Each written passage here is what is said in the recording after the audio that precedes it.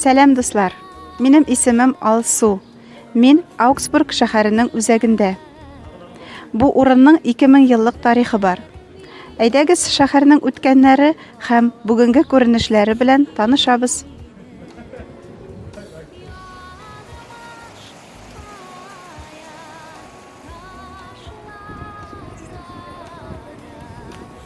Аугсбург Германияның иң борынгы шәһәрләренең берсе. Шәһәр тарихы безнең эрага кадәр 15-нче елларда башлана. Император Август әлеге урында Рим армиясының лагерына нигез салырга боера. Шул ук заманга бу торакның киләчәктәге үсешен билгеләүче тагын бер вакыйга карый. Юллар салына. Римлылар сәүдә һәм идарә итү өчен төзегән юллар төньякта Балтык диңгезен, көньякта Урта диңгезне тоташтырып, бу җирлектә кисешә. Рим хәрби базасы тирәсендә тора-бара шәһәр барлыкка килә. Аның беренче исеме Аугуста Винделикорум. Әлеге исем белән ул безнең эраның 1нче гасырларында Римның Реция провинциясының баш каласы буларак мәгълүм.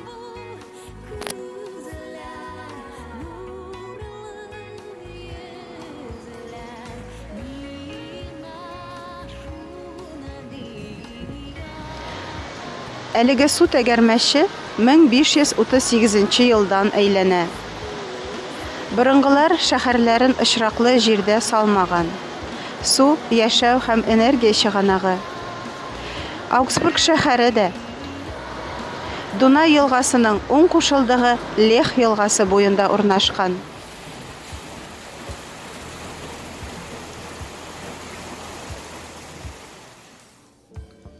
Унынчы гасырда Аугсбург изге Рим империясе дәүләтенең империя шәһәре Райхсштадт исемен ала. Бу статустагы шәһәр җирле кенәзләргә буйсынмый, салымны турыдан-туры императорның үзенә түли. Үз идарәгә ия һәм сәяси яктан мөстәкыйль була. Урта гасырларда Аугсбург Европаның иң зур җитештерү, сәүдә һәм финанс үзәкләренең берсе. Шәһәр римлылар нигез салган борынгы магистральләрдә урнашуы аркасында үсә. Зәркәнчелек һәм тукучылык алга китә. 1540 елда Аугсбург биржасы оеша. Шәһәр идарәсе югары катлам вәкилләре, бай нәселләр, патрициат кулында була.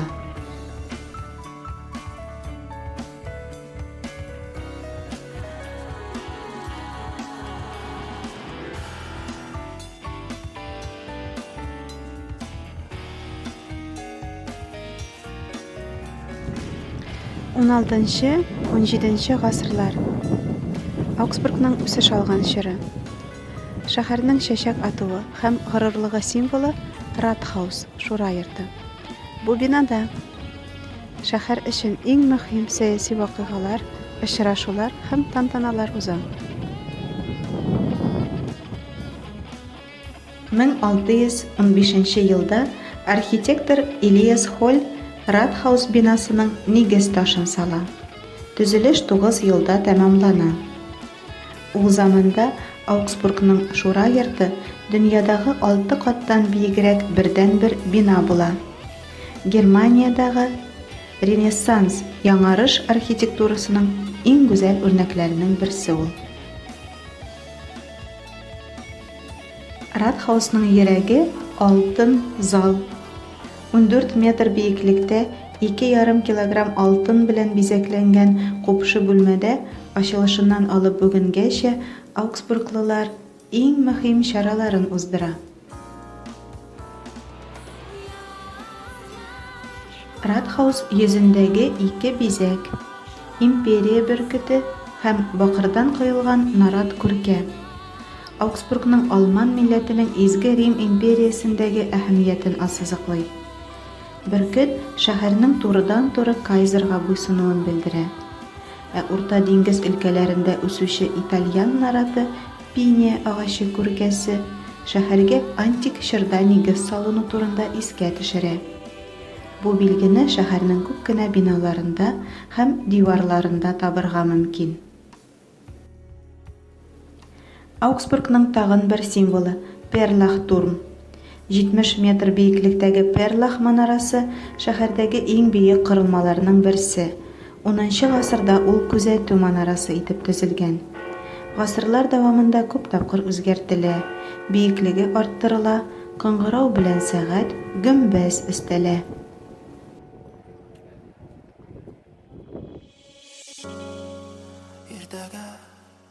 Иртәгә кабат сине сөярмен,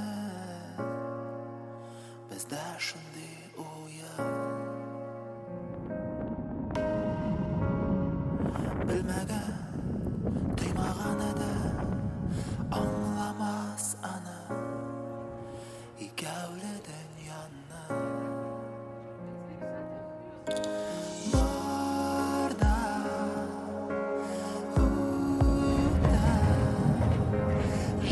Аугсбург Европада иң зур туку үзәкләренең берсе буларак дан казана. Шуның тере шаһиты тукучы йорты. Һөнәрчеләр үз мәнфәгатьләрен яклау, шәһәр идарәсендә катнашу өчен цехка берләшә.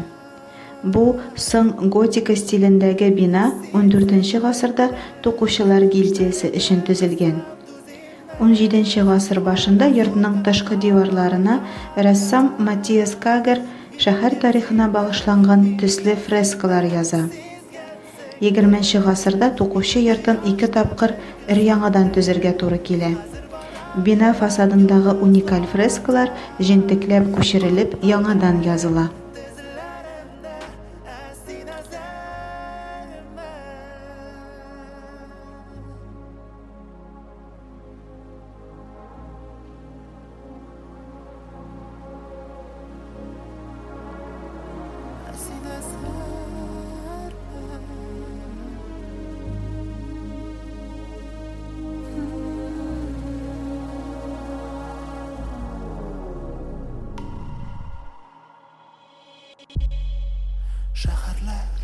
Якоб Фуггер 1521 елда дөньядагы иң беренче социаль торакка нигез сала.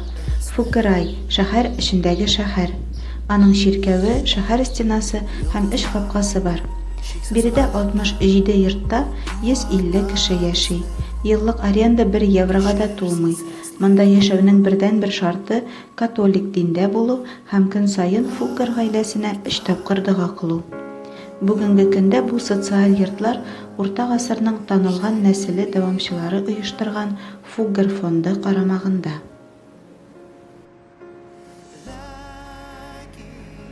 Аугсбург Рим чорыннан бирле ныгытылган була. Шәһәрне урап нык диварлар, манара башнялар төзелгән, озын чокырлар казылган. Капкалар шәһәр чиген билгеләп мөһим контроль нокталары була. Шәһәргә элек булган 11 капканың берсе аша тикшерү узып кына керү мөмкин булган. Бу хәрби корылмалар һөҗүмгә каршы саклану чарасы буларак искереп 19-нчы гасыр уртасында сүтелә башлый. Бүгенге көнгә кадәр урта гасырларда төзелгән берничә шәһәр капкасы, шәһәр диварының аерым өлешләре, бастионнар сакланган. Хәзер без шулай ук урта гасыр корылмасы каршысында басып торабыз. Аста акведук, су үткәргече, ә өстә күпер, виадук уза.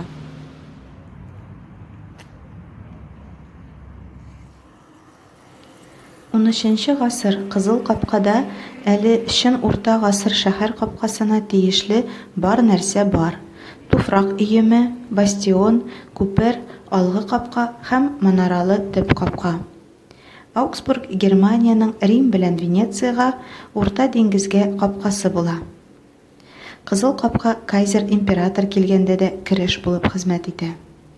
19-нчы гасырда шәһәрнең иң борынгы ныгытмасын сүтмичә калдырырга карар бирәләр. Тирән чокыр урынында парк төзелә. Кызыл капка янындагы су станциясе Алманиянең һәм гомумән үзәк Европаның сакланып калган иң борынгы гидротехник корылмасы. Ул заманында Аугсбург тормышында бик мөһим вазифаны үти. 1416 елда төзелеп, 460 ел дәвамында шәһәрне эчәр су белән тәэмин итә.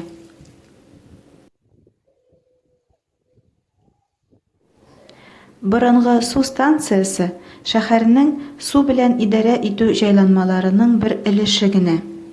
Урта гасыр инженерлары үз эшенә су манаралары, фонтаннар челтәре, су тәгәрмәчләре, ясалма казылган каналларны алган катлаулы система төзи.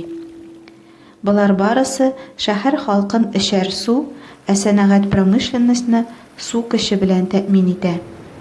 2019 елда Аугсбургның гидроканаллар, гидроэнергетик һәм гидротехник корылмалар системасы ЮНЕСКО бөтен дөнья мирасы исемлегенә кертелде.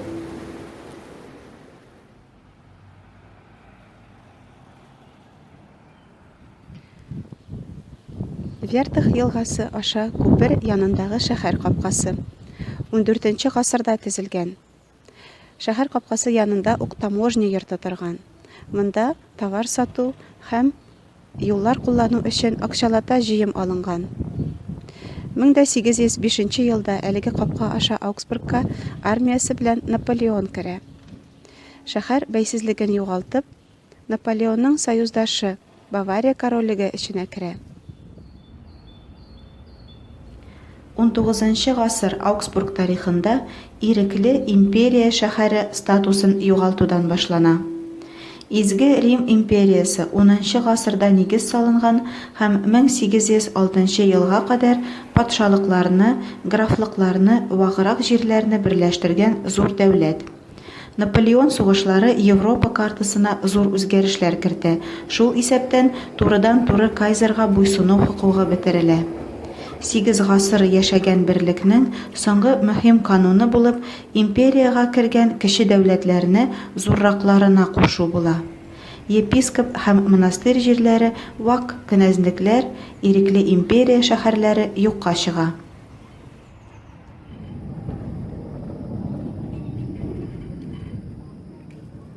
XIX гасырда Аугсбург текстиль индустриясе һәм машина төзелеше үзәге буларак үсә.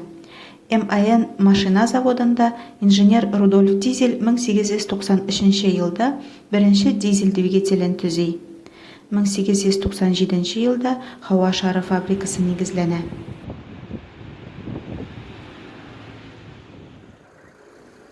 Тарихның аяныч, үкенеч тулы битләре. 1933 елда Германиядә идарәгә нацизм идеясы тарафдарлары килә. Икенче бөтен дөнья сугышы вакытында Аугсбургта тоткыннар өчен концлагерьләр төзелә. МАН һәм Мессершмитт заводлары Гитлер армиясе өчен мотор һәм очкычлар төзи. Союздаш Британия һәм Америка Кушма Штатлары бомбардировщиклары хәрби заказ җитештерүче заводларны һәм шәһәр үзәген утка тота. Иске шәһәр җимерелә. Сугыш фаҗигасы үзен бүгенгәчә белдертә. Аугсбургта сугыш вакытында шартламый калган бомбалар бүгенге көнгә хәтле табыла. Берничә мең кеше эвакуацияләнеп, тирә-як буш калгач бомбаны зарарсызландыру башлана. 2010 елда Германиянең Göttingen шәһәрендә шундый операция вакытында 3 минер һәлак була.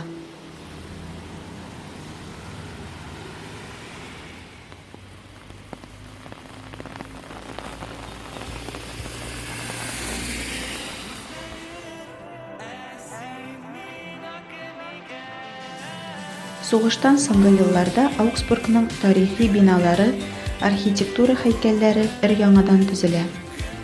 70 елда университет, 80 елда үзәк хастаханә ачыла. Бүген Аугсбург 300 мең халкы белән Бавар федераль җирлегенең иң эре шәһәрләреннән берсе. Шваб регионы башкаласы, фән-сәнәгать үзәге.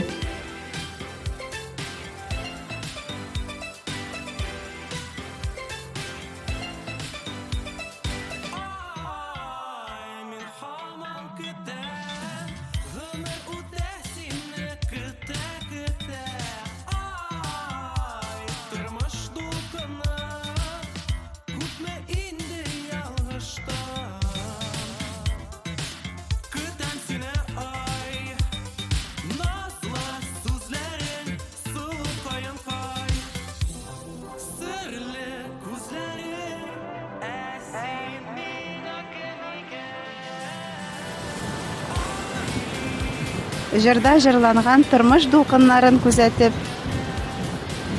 шушы урында сәяхәтебезне тәмамлыйбыз. Озын тарихлы шәһәр Аугсбургка рәхим итегез.